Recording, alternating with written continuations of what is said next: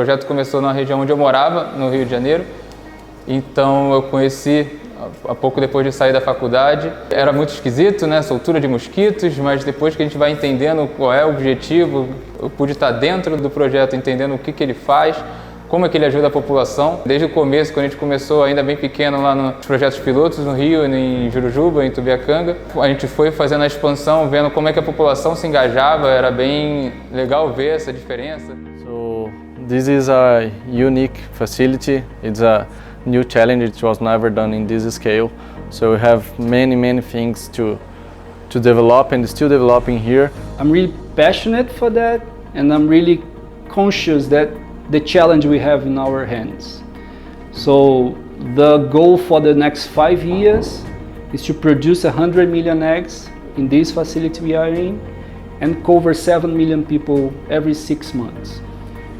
During 14 months, we drying many machines, like the correct ways, developing the correct size from areas. Eu acho que o grande segredo do nosso sucesso como Volbito do Brasil é a nossa equipe.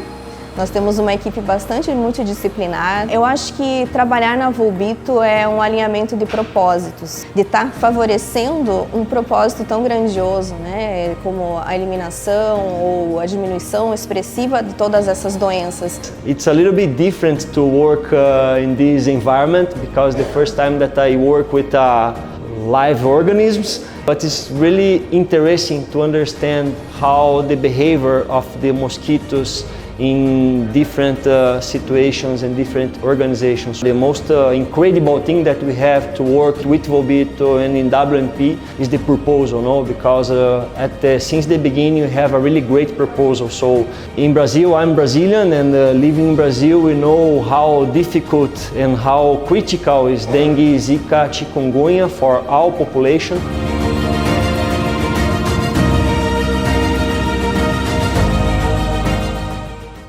Dengue is a complex problem, so it has many variables.